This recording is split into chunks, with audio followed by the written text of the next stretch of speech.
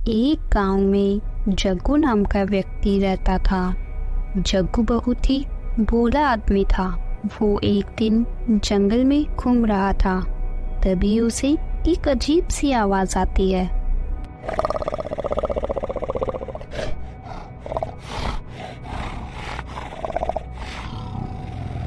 तो वो अपने चारों तरफ देखने लगता है, लेकिन उसे कोई दिखाई नहीं देता। ये आवाज कहाँ से आ रही है? यहाँ तो कोई भी दिखाई नहीं दे रहा। खैर जो भी हो, लगता है कोई बड़ी मुसीबत आने वाली है। उससे अच्छा होगा मैं घर चला जाता हूँ। तो जग्गू अपने घर की ओर जाने लगता है। थोड़ा आगे चलते ही उसके सामने एक बहुत ही भयानक भूत आ जाता है और जोर जोर से हंसने लगता है। तो जग्गू बहुत डर जाता है और बोलता है, हे भगवान, मैंने यह क्या कर दिया? मैं भी गधा ही हूँ जो यहाँ आ गया। भूत जी, आप मुझे छोड़ दो। मैं केवल यहाँ थोड़ा घूमने आया था, क्योंकि घर पर मेरी पत्नी मुझे बहुत परेशान कर रही थी। इसीलिए यहाँ थोड़ा चैन की सांस लेने आया था। मुझे नहीं पता था कि आप यहाँ रहते हो।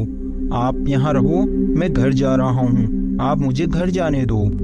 फिर वो भूत बोलता है, तू मेरा शिकार है, तू मुझसे बचकर नहीं जा सकता।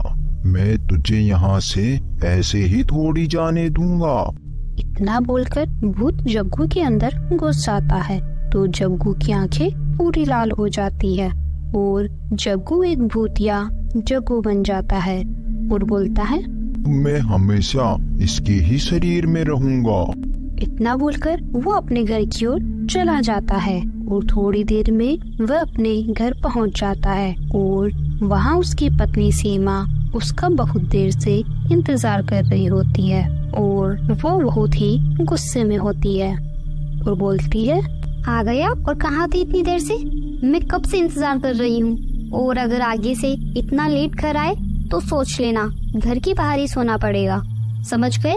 और अब यहाँ चुपचाप खड़े खड़े मेरा मुंह मत देखो, चुपचाप जाकर मेरे लिए खाना बनाओ, मुझे बहुत भूख लग रही है। फिर भूतिया जग्गू बोलता है, ए पागल औरत, मेरा सर मत खा। घर आते ही तेरी चिक चिक चालू हो गई। चली जा यहाँ से और मेरे लिए जाकर खाना बना कर ला। अरे देखो तो इसमें इतनी हिम्मत कहाँ से आई जो मुझे खाना बनाने को बोल रहा है? लगता है मेरे झाड़ू और बेलन की बात भूल गया है, वापस याद दिलानी पड़ेगी। अच्छा, अब तू मुझे मारेगी? तेरी इतनी हिम्मत? रुक, मैं अभी तुझे बताता हूँ। फिर भूतिया जग्गू उसकी पत्नी के बाल खींचने लगता है तो वो चिल्लाते हुए बोलती है, अरे ये मेरे पति में इतनी हिम्मत कहाँ से आ गई रे? छोड़ दो मुझे, जा रही हूँ मैं तुम्हारे लिए खाना बनाने। बचाओ रे, कोई मुझे बचाओ। पता नहीं इसमें इतनी हिम्मत कहाँ से आ गई, वरना रोज तो मेरे इशारों पर नाचते थे, आज पता नहीं क्या खा कर आए हैं जो इनमें इतनी हिम्मत आ गई। फिर जग्गू सीमा के बाल छोड़ देता है तो सीमा बोलती है, मुझसे गलती हो गई जग्गू महाराज जी, आप मुझे माफ कर दीजिए। आप मेरे राजा हो, आप मुझे जो भी काम बोलेंगे वो मैं सब करूँगी। मैं हमेशा आपकी दासी बनकर रहूंगी। चल ठीक है, जा, तुझे माफ किया। और अब मुझसे ज्यादा ऊंची आवाज में मत बोलना और जल्दी जा, मेरे लिए कुछ स्वादिष्ट बना के ला। हाँ जग्गू महाराज, मैं अब आपसे ऊंची आवाज में नहीं बोलूंगी। आप मेरे महाराज हो, मेरे पति परमेश्वर हो, आप वहाँ आराम कीजिए, मैं आपके लिए खाना लेकर आती हूँ। फिर सीमा रसोई में जाकर बोलती है, यार आज इन्हें क्या हो गया? आज ये मेरे आगे शेर कैसे हो गए? अब तक तो इनकी मेरे आगे आवाज भी नहीं निकलती थी, तो आज यह सब कैसे हो गया?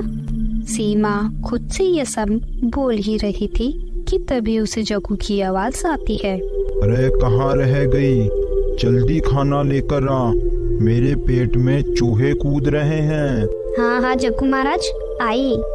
सीमा को कुछ समझ नहीं आता कि यह सब क्या हो रहा है। फिर सीमा खाना ले जाकर जग्गू को दे देती है और जग्गू पूरे घर का खाना खा जाता है।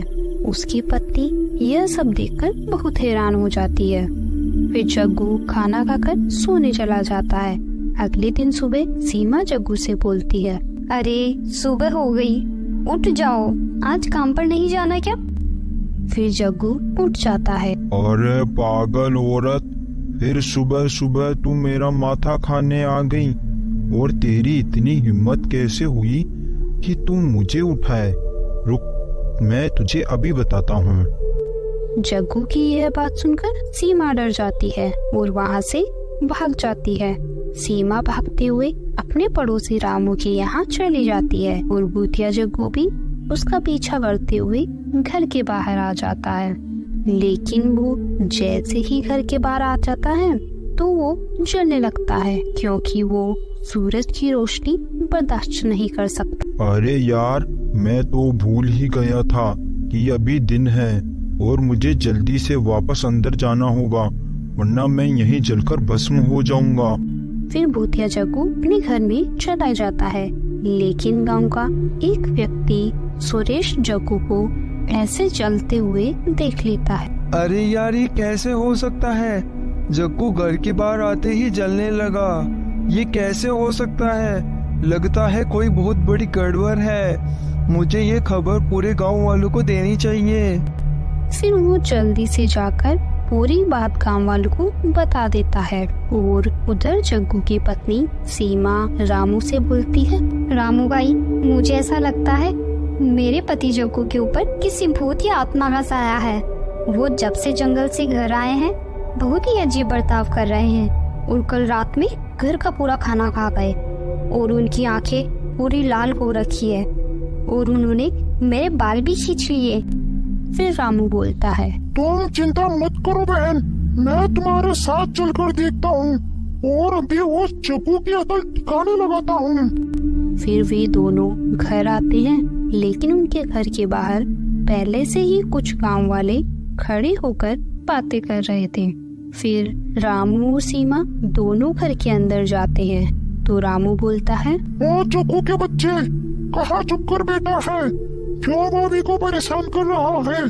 जल्दी बाहर आओ। जग्गू को रामू की यह बात सुनकर गुस्सा आ जाता है तो जग्गू रामू के पास जाता है और उसे पकड़कर उल्टा लटका देता है। कौन है रे तू?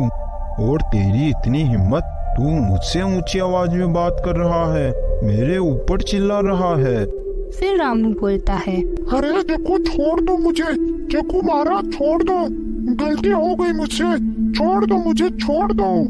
फिर जग्गू रामू को छोड़ देता है तो रामू और जग्गू की पत्नी दोनों घर के बाहर भाग जाते हैं और रामू बोलता है, भाभी जी मुझे माफ करना, मैं जग्गू का मुकाबला नहीं कर सकता, उसमें कोई भूतिया आ सकती है। फिर सुरेश बोलता है, तुम सही कहते हो रामू, अपन कोई भी जग्गू का मुकाबला नहीं कर सकते, उसके अंदर भूत है।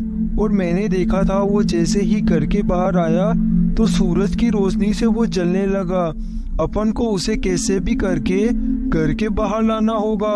अरे लेकिन सुरेश भाई, अपन उसको घर के बाहर कैसे लेकर आएंगे? वो घर के बाहर नहीं आ सकता तो क्या हुआ, अपन घर को ही आग लगा देते हैं। फिर घर के अंदर से सुरेश की यह बात जग्गू सुन लेता है और बोलता है, गांव वालों, तुम ऐसा मत करो, रुक जाओ, मैं चला जाऊंगा यहाँ से। लेकिन तुम जिस औरत की मदद कर रहे हो वो औरत बेचारे जग्गू को बहुत परेशान करती है। तुम जग्गू को तो मुझसे बचा लोगे, लेकिन इस जुल्मी औरत से कैसे आजाद कराओगे? भूत की यह बात सुनकर सारे गांव वाले सीमा की ओर देखने लगते हैं तो सुरेश बोलता है, भूत बिल्कुल सही कह रहा है, यह औरत बहुत जुल्मी है, बेचारे जग्गू पर बहुत जुल्म करती है। अपन ऐसा करते हैं, कुछ दिन उस भूत को जग्गू के अंदर ही रहने देते हैं ताकि इस औरत की अक्ल ठिकाने आ सके। फिर सीमा बोलती है, नहीं नहीं, मुझे मेरी गलती का एहसास हो गया है, अब मैं मेरे पति को बिल्कुल राजा की जैसे रखूंगी। फिर रात होते ही भूत जग्गू का शरीर छोड़कर वापस जंगल में चला जाता है। Thanks for watching.